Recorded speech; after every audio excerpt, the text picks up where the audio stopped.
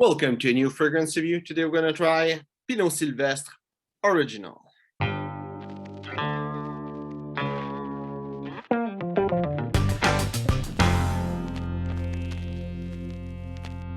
So, time to try this fragrance that everyone's talking about. Pino Sylvestre, which is probably not how you pronounce it, because it's an Italian brand. Bottle really is beautiful. I like it. It seems like cheap a little bit because of the cap that's in tin plastic, but still I think it's nice. It's probably a little bit in the family of stuff like Toy Boy, 1 Million, and all those tacky bottle. But I like this one. It's like a little pine cone, and it fits the name, which is Pino Sylvestre. For the box, nice little green box with some trees in the background, and it's written in many languages. I think it was not intended to be only in Quebec, probably in Europe. I don't know. I got it in a discounter, and there's some little text on it that I will read for you. So it says, "The purest tears trickle onto the pine cone, releasing the fresh scent of the pine needle, intense and balmy fragrance." So I would assume, with what it says, that there's real pine sap into it. And having seen pine tree being cut, I can tell you that there's a lot of sap into pine tree. Like, it's crazy. You cut it and it just almost like drenched like water. And I'm saying this because I assume that pine tree sap is extremely cheap because there's a lot of it in a tree. So I would assume that there could be real pine tree sap, even though the fragrance is extremely cheap. Anyway, that said, let's try the scent. I don't know where it's gonna be, when it's gonna be filmed, or when even you're gonna be seeing this. But for me, pine is kind of one of those smell that goes well with Christmas. So I think if it's not Christmas yet, it might be something you would enjoy. The first thing I'm picking up is lemon. And it's not like crazy, like too much lemon, but there's a lot of lemon. It feels a little bit like those Italian eau de cologne kind of fragrance, like Acqua di Parma, for example. Let's say, not comparing the scent, but comparing the fact that it's some citrusy Italian style fragrance. I'm picking up some pine.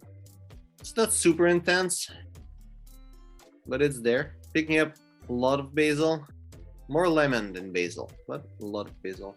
Picking up some Juniper berry, and that note is not on my skin.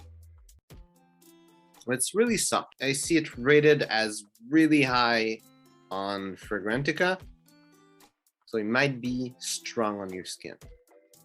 That's about it. On my skin, how it is, there's a lot of basil. That's the main player in the opening.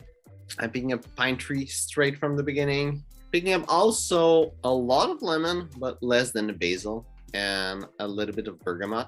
As it dries down, the lemon and the basil, they fade away, and the pine tree really expand and really take its place in the fragrance, and it become a really strong note that stays there for a long time. In that time, there's also a lot of caraway and a lot of clary sage that I'm picking up, and a little bit of carnation. As it dries down, I would say that the pine tree kind of stays a little bit in the fragrance, but the main player in the dry down is oak musk. There's also a little bit of musk, a little bit of amber, and a little bit of Tonka Bean through the end of the life of the fragrance. Projection is pretty good. It's average, I would say. It's like a little bubble around me. People are able to picking up. Longevity is really good. Is 12 plus hour. It lasts the whole day, and I don't know how long. I didn't calculate it, but more than 12 hours. Now, where I would see this fragrance, it's woody. Even now, right down a little bit, and the pine is really taking on in the fragrance. And for me, it's business fragrance. Even though the projection is average, I would see this well in summer. And if you're the kind of person that like those stuff like Acqua di Parma and those clean Italian fragrance that usually are in eau de cologne and are really good mostly for summer, you will probably enjoy this one and enjoy wearing it in winter, because it will be also good in winter. And it's great, elegant, and still masculine and powerful business fragrance. I don't think it would be really good as a dating scent. Maybe to some summer event or something like that.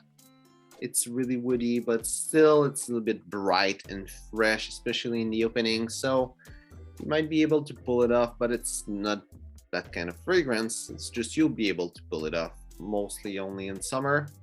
In the winter summer spectrum, I would say that type of fragrance feels a little bit like a summer fragrance for the type of fragrance it is. But with the projection, I would say it's in the middle. It's not really a summer fragrance, it's not really a winter fragrance, and it makes it a great fragrance for those gap time in the year. If you like that type of fragrance, those like Italian fragrance, this is the best way I can describe them. That's a good scent to wear, colder month. If you like more woody fragrance, that's a good one to wear in summer. It's really in the middle, and that's nice.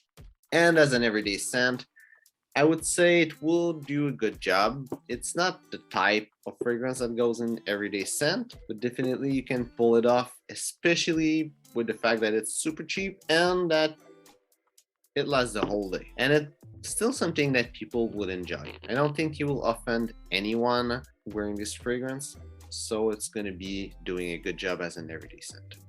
So, hope you enjoyed the video. If it's the case, well, like and share. If you tried this fragrance, Pino Sylvestre, tell me what you think about it. Also, if you tried other fragrance from the line, tell me which one I should try. I've tried this one, and I think it's pretty good. And I tried Oud Absolute. That was also really good for the price. I'm wondering if there's not other little gems in the shape of a pine cone that they made. So tell me which other you think are really good. So, thanks for watching, and see you soon.